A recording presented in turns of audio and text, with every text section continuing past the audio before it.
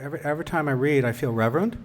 I feel the presence of my masters. I feel Sappho is present. I feel that Horace is present. Shakespeare's here. Dante's here. Um, Emily Dickinson's here.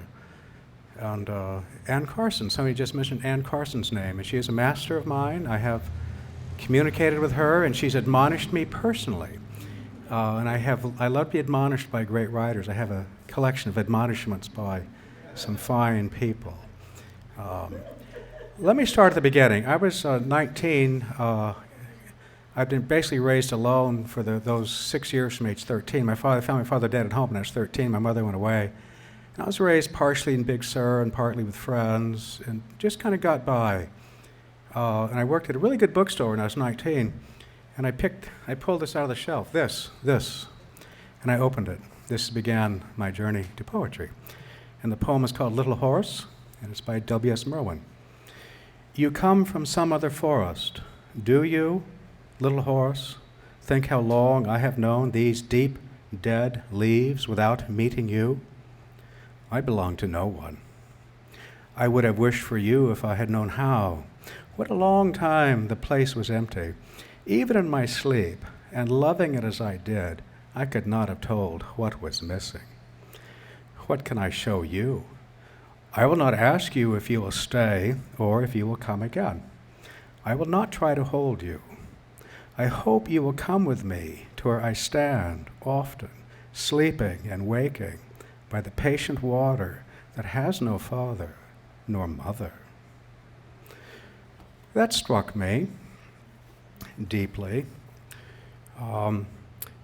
Then many things happened, and then 41 years later, this book was published. In this book are 71 replies to that poem, which I realized were replies to that poem after the book was in production. And so I sent the manuscript to somebody named William Merwin, who wrote that poem, and he blurbed the back of this book. That is a master-student story that should be told. That's, I think, the way the universe should work. You have a teacher, and be patient. So about 38 years after I read that poem, this poem came. My beloved Ekaterina and I, it became time to meet her father, and he sat down to dinner and said, on the way here, I saw a donkey alone in a field. And it made me very sad because they're very intelligent and social beings.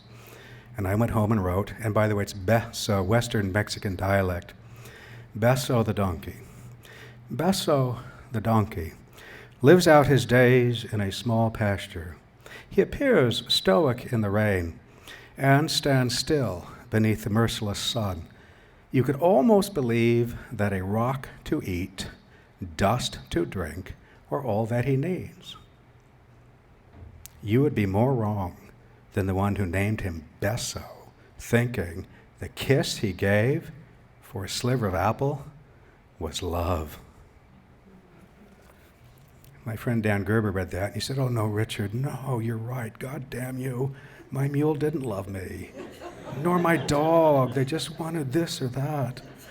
I'll read a few of these. This is one of my favorite, because you might imagine what I took out of this poem. I edit severely. I've had good teachers. Mr. Gerber worked with me a lot on Beso and some other poems. He always was saying, Richard, why don't you lose the last line? So I'd work on a poem, take out the last line, take out a paragraph, send him. He said, why don't you take out the last line? We worked a lot together. My newest one, we didn't work at all on it. That was a different story. It wasn't his cup of tea, I didn't think. But anyway, he read the first one of this, and this is what became of it. Beso solved. Beso solved the latch and wandered off. I followed his trail to some bright grass around the leaky irrigation valve where he was foraging in the mud. I washed his feet when I got home. I took 30 lines out of that poem. I'll just randomly open this. This is a round book. It's a life and death story. And it's round. I think people say you can open this anywhere and enter the circle of it, you might say. You can start at the back and move forward. He does die at the end, but he's also reborn in some ways. This is funny. I'll open it to this one. This actually introduces Ekaterina, who I was living with when I wrote this book. This is called Besso's Part. And years later, I realized that the word part came from Shakespeare's 17th sonnet. Who will believe my verse in time to come if it were filled with your most high deserts, though yet heaven knows it is but a tomb which hides your parts and shows not half your life. And later I realized, reading it one time, oh my God, that was, the first sonnet I memorized. Besso's Part.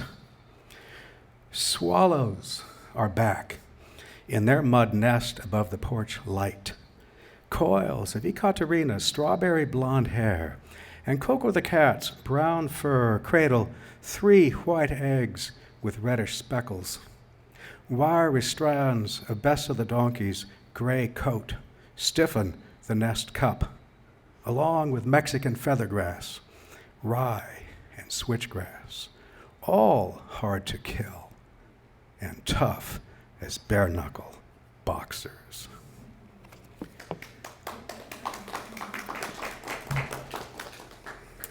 I wrote 150 of these, by the way, poems, and I threw 79 of them away. They don't exist. I'm really tough on myself, and I really believe in editing. People have been alarmed by that, even though some of those that read them. I said, no, this is Besso's book. I've gone years without having a copy of this. This is Besso's book. When I won that prize he mentioned, my publisher called me, and I went, oh, good for him. And there was this odd silence on the phone, and she went, what? I went, oh, great. Great. I felt like my son had won the big Medwist spelling bee or something. I mean, it was like, good for him. He's like a child or something, but he's my avatar or something. It's hard to explain.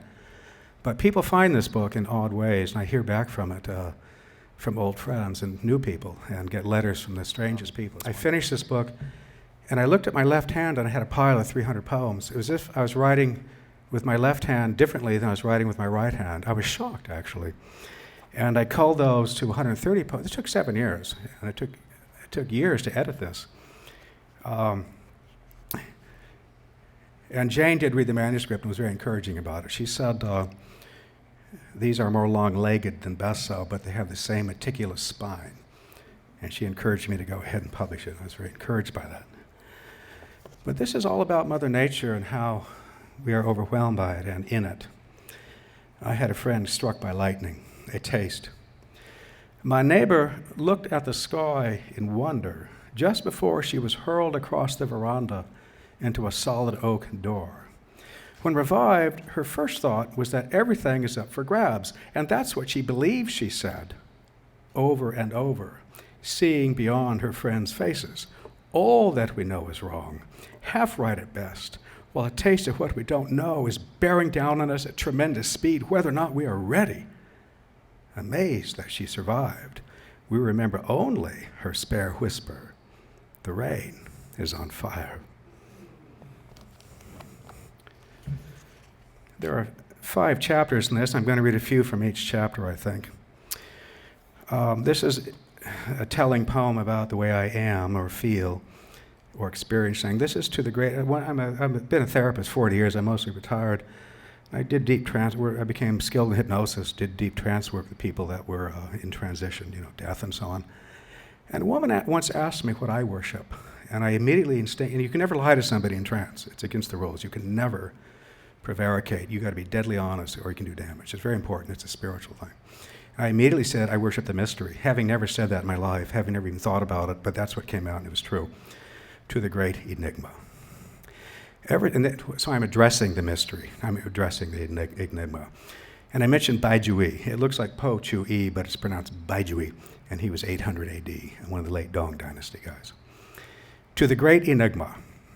Ever since you were indistinct faces, red and blue boats on a lampshade, the bars of my crib, I've pondered you, getting no closer, maybe farther away.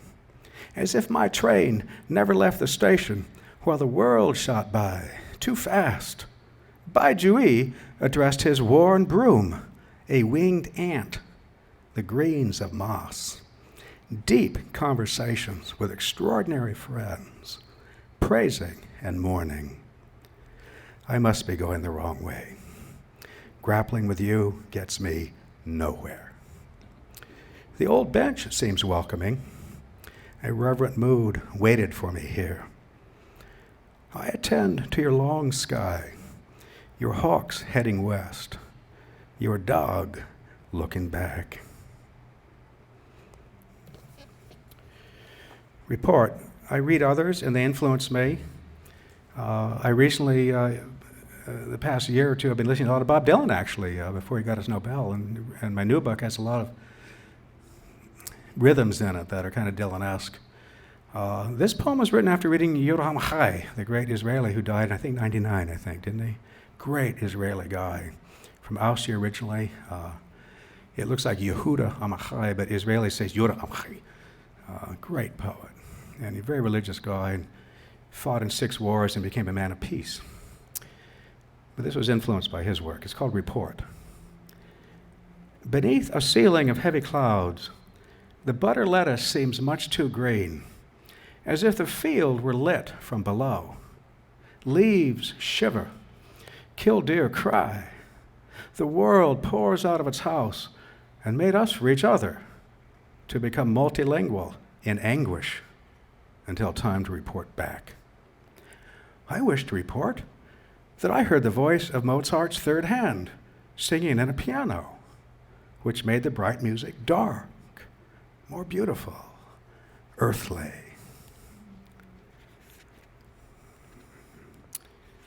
I'm fond of Gary Snyder. I've talked to him a few times. He's familiar with Besso. When I saw him recently, I said, yeah, I wrote, he said, oh God, that was fun. That was his review. That was fun. I'll take it. I thought that was cute.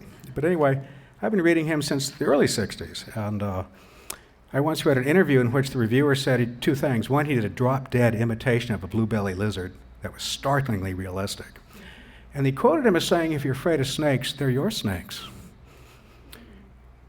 And I used to backpack before cell phones and get lost in the High Sierra for a long time and find my way back. So it's different out there without a cell phone at night. Keeled. The forest seems impatient for night, drinks it all, along with the river and God, gathers the old ghosts into black, so black, it keels my mind over, exposing the encrusted hull. In the form of Gary Snyder, a blue-belly lizard says, if you're afraid of snakes, remember they're your snakes.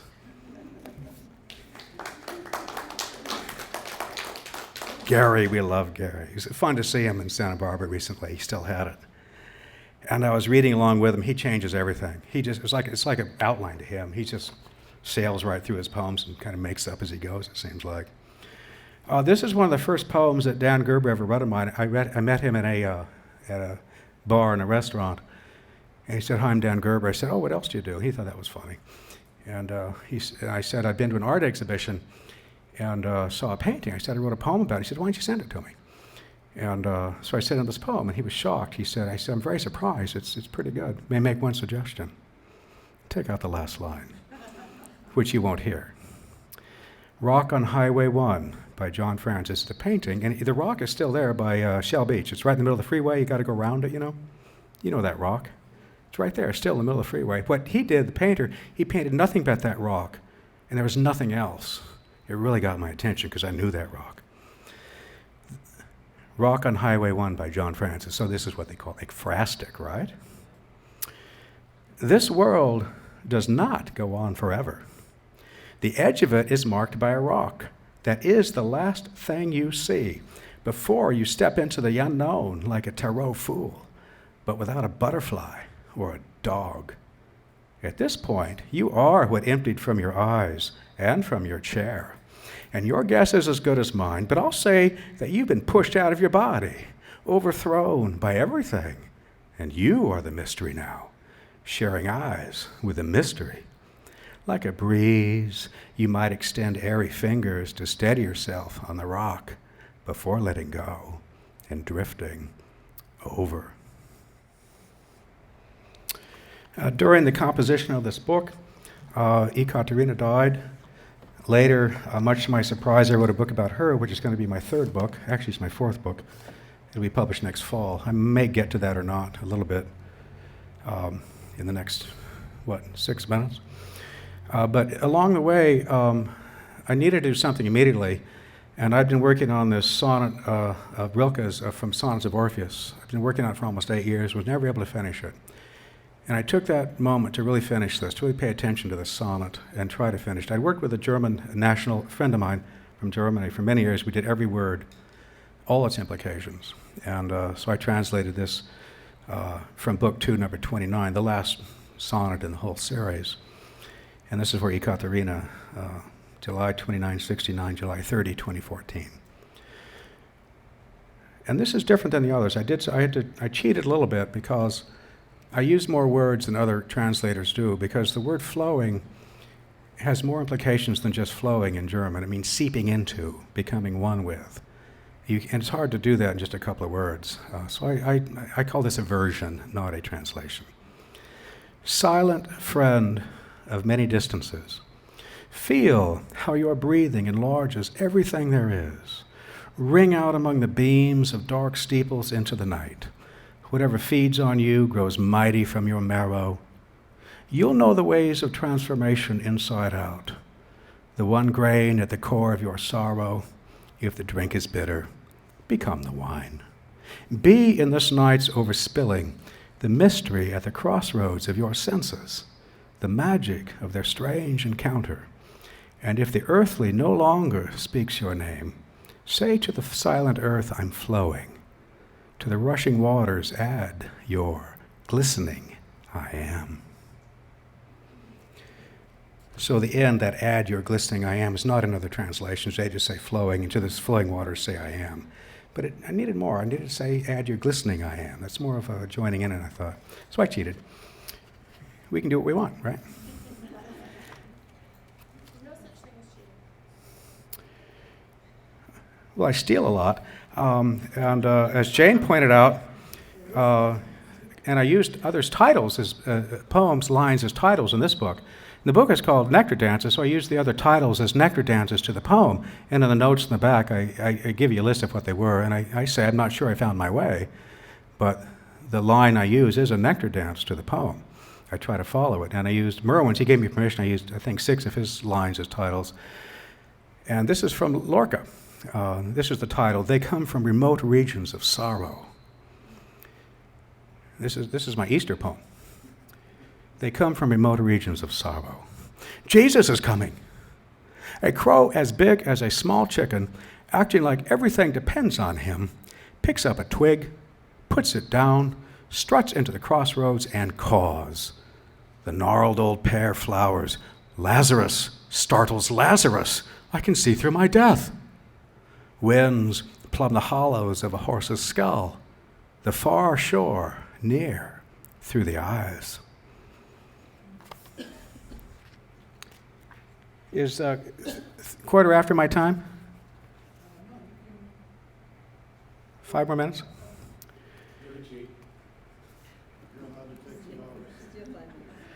I have a chapter way in the back of this called a rare accidental. And an accidental, you birders know, and we're going to get more and more of this. Audubon will explain. An accidental is suddenly you see a bird that doesn't belong here. It's off course. Strange weather. You may be the only one that hears it. It'll call, and you'll be the one that finds it. How lonely is that? We're going to get more and more of that. So I had all these odd poems, so I called them my rare accidentals. So I put a bunch of them all in one chapter. I thought that was funny. Like this one, Our Crazy Love. I have decided to marry my little snake with a moss-green skin and obsidian eyes. She'll glide down the aisle to the altar where I'll be waiting with tears of joy. A detour is possible under the pews. After all, she is a snake. Just sit still as she explores our side of the family. And I was pleased. I sent some to that guy, Richard Vargas or Garcia at that literary magazine. It'll come to me this morning at 3 o'clock, and I'll call you all. But he picked my weird poems. He published that. I thought, oh, God, what a great guy. He published a weird one.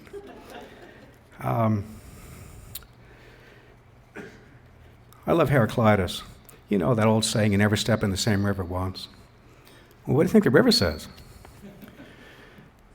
Heraclitus pokes Charon in the ribs. You know, Charon or Charon, the pole's a thing over the road, the river, I've heard it pronounced all those ways. Charon, across the river of death.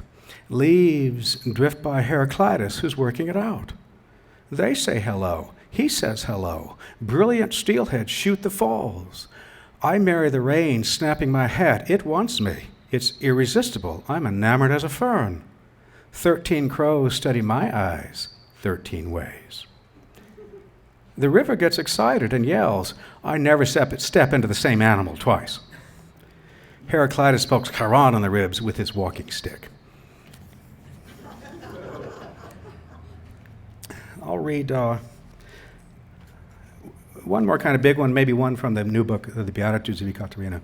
I have a friend who translates Lorca, and he sent me a letter from Granada, and then I met him in Big Sur, and everything in this poem happened. So you're going to hear some words like cantaores, which are the singers, and the saeta, which is the song they sing, and you'll hear the Black Pharaoh. When Lorca was a young man, a great singer, so that he would overhear, said, if you want to find the secret caves of Duende, you have to seek and find the Black Pharaoh. And that was for Lorca's ears, done intentionally by Miguel Hernandez, I think his name was. Everything in here is true.